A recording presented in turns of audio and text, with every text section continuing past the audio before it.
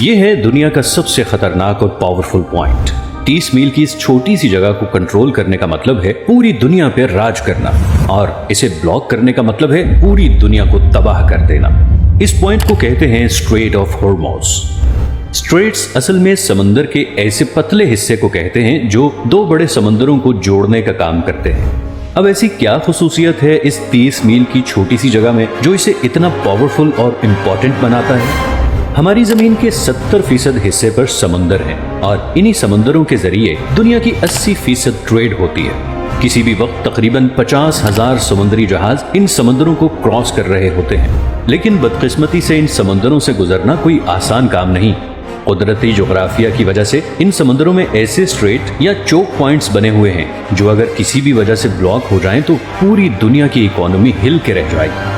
यही हुआ था मार्च 2021 में, जब एक कार्गो शिप सुएज कनाल में 6 दिनों के लिए फंस गई थी और पूरी दुनिया को $10 बिलियन का नुकसान उठाना पड़ा।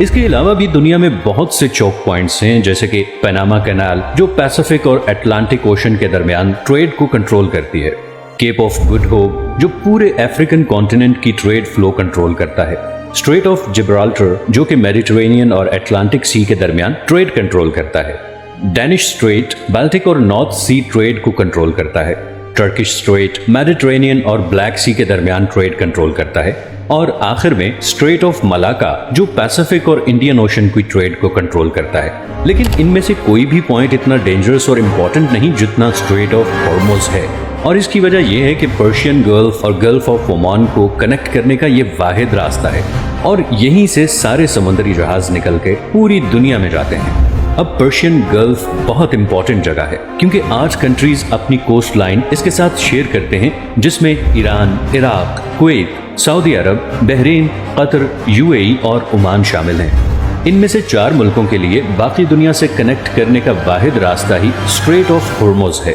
अब अगर आप मिडल ईस्ट के बारे में थोड़ा बहुत जानते हैं तो ये आपको पता ही होगा कि मिडल ईस्ट की पहचान उसका तेल है। ये तेल आज भी हमारी दुनिया का सबसे बड़ा एनर्जी सोर्स है। पूरी दुनिया की 33% एनर्जी कंजप्शन तेल से होती है, चाहे वो ट्रांसपोर्ट के जरिए हो जैसे कि गाड़ी, ट्रेन, जहाज या फिर बिजली बनाने वाले पावर प्लांट्स।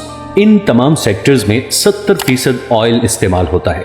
अब ऑयल का मसला ये है कि ये दुनिया में बहुत कम जगहों पे पाया जाता है। इस सर्कल में दुनिया का आधा तेल इन 8 कंट्रीज के पास है, और बात सिर्फ यही खत्म नहीं होती, बल्कि दुनिया के 40% नेचुरल गैस रिजर्व्स भी इसी सर्कल में मौजूद देशों के पास हैं।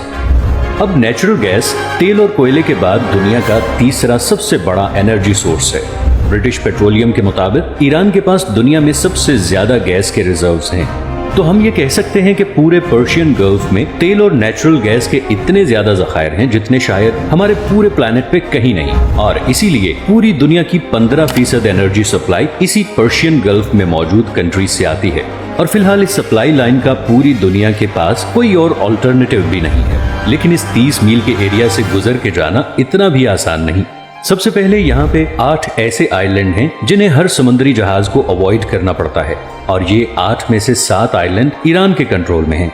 इन 3 आइलैंड्स को यूएई कंट्रोल करना चाहता था, मगर 1970 में ईरानियन मिलिट्री ने इन पर भी कब्जा कर लिया। तो इस सारे एरिया पे तकरीबन ईरान का ही कंट्रोल है।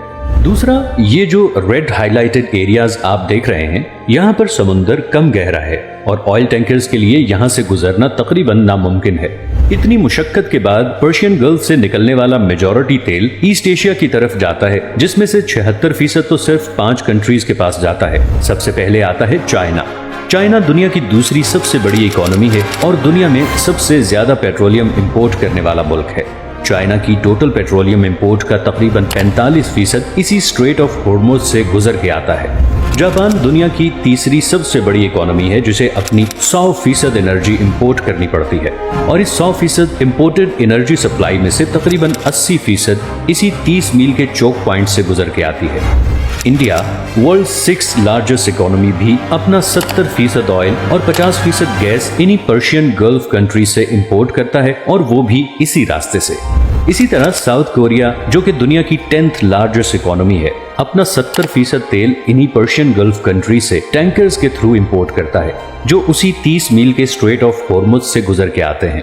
तो अगर ये 30 मील की छोटी सी जगह किसी भी वजह से लंबे अरसे के लिए ब्लॉक हो जाए तो दुनिया की दूसरी, तीसरी, छठी और 10वीं इकोनॉमीज बिल्कुल कोलैप्स कर जाएंगी।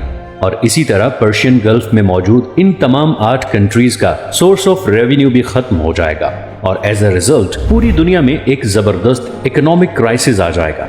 इसीलिए ये जगह दुनिया का सबसे खतरनाक और इम्पोर्टेंट चोक पॉइंट है और इसीलिए दुनिया के सारे सुपर पावर कंट्रीज की इस पे कड़ी नजर होती है। अमेरिका ने भी इसीलिए यूएई, ओमान, इराक, सऊदी अरब और बहरीन में दर्जनों मिलिट्री बेसिस बनाए हुए हैं ताकि वो ईरान पे नजर रख सके और ऑयल की स्मूथ सप्लाई को यकीनी बना सके। दूसरी तरफ ईरान पहले ही किसी भी जंग की सूरत में कई दफा ये स्ट्रेट ब्लॉक करने की धमकी दे चुका है और अगर ऐसा हो गया तो न सिर्फ ग्लोबल इकोनॉमी हिल के रह जाएगी बल्कि ऐन मुमकिन है कि वर्ल्ड वॉर 3 की भी शुरुआत हो जाए। अगर आपको ये वीडियो पसंद आई है तो इसे लाइक और चैनल को सब्सक्राइब जरूर कर लें और अगर आपके पास कोई सजेशंस हैं तो कमेंट में जरूर बताएं। मैंने अभी बहुत से इंटरेस्टिंग टॉपिक्स पे वीडियोस बनानी है तो आपकी सपोर्ट बहुत जरूरी है। अपना ख्याल रखिएगा, मिलते हैं नेक्स्ट वीडियो में।